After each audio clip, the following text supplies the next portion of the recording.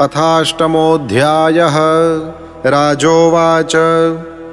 ब्रह्मणा चोदितो ब्रह्मन् गुणाख्याने गुणस्य च यस्मै यस्मै यथा प्राह नारदो देवदर्शनः एतद्वेदितुमिच्छामि तत्त्वं वेदविदां वर हरेरद्भुतवीर्यस्य कथालोकसुमङ्गलाः कथयस्व महाभाग यथाहमखिलात्मनि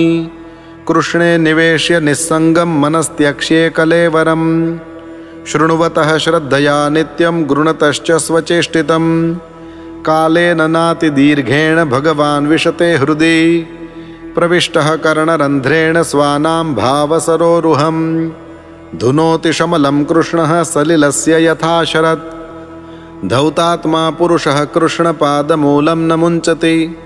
मुक्तसर्वपरिक्लेशः पान्थः स्वशरणं यथा यदधातुमतो ब्रह्मन् देहारम्भोऽस्य धातुभिः यदृच्छया हेतुना वा भवन्तो जानते यथा आसीद्यदुदरात् पद्मं लोकसंस्थानलक्षणं यावानयं वै पुरुष इयत्तावयवैः पृथक् तावान साविति प्रोक्तः संस्थावयववानिव अजः सृजति भूतानि भूतात्मा यदनुग्रहात्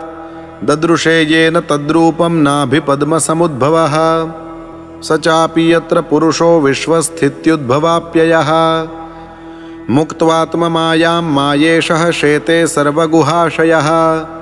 पुरुषावयवैर्लोकाः सपालाः पूर्वकल्पिताः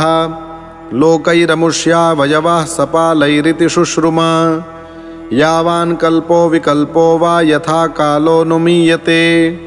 भूतभव्यभवच्छब्द आयुर्मानं च यत्सतः कालस्यानुगतिर्यातु लक्ष्यतेऽण्विबृहत्यपि यावत्यः कर्मगतयो यादृशीर्द्विजसत्तमा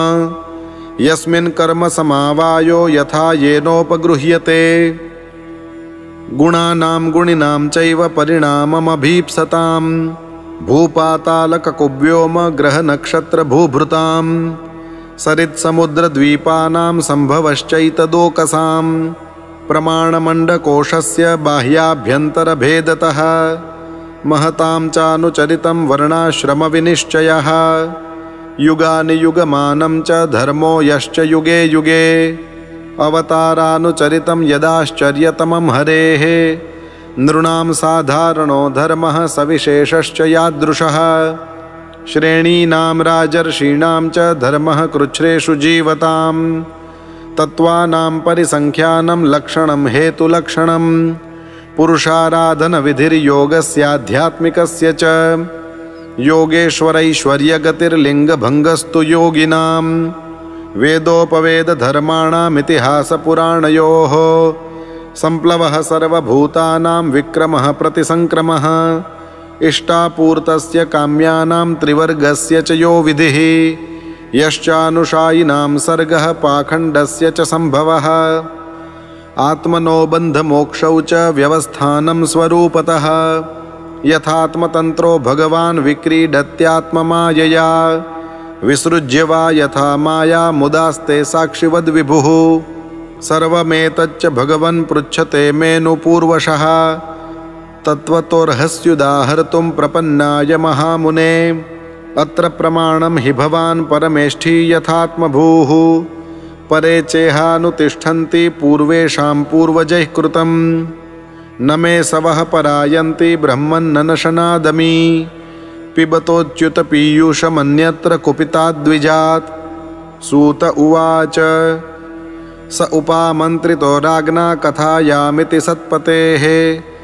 ब्रह्मरातो भृशं प्रीतो विष्णुरातेन संसदि प्राह भागवतं नाम पुराणं ब्रह्मसंहितं ब्रह्मणे भगवत्प्रोक्तं ब्रह्मकल्प उपागते यद्यत् परीक्षिदृषभः पाण्डूनामनुपृच्छति आनुपूर्व्येण तत्सर्वमाख्यातुमुपचक्रमे इति श्रीमद्भागवते महापुराणे पारमहंस्यां संहितायां द्वितीयस्कन्धे प्रश्नविधिर्नामाष्टमोऽध्यायः।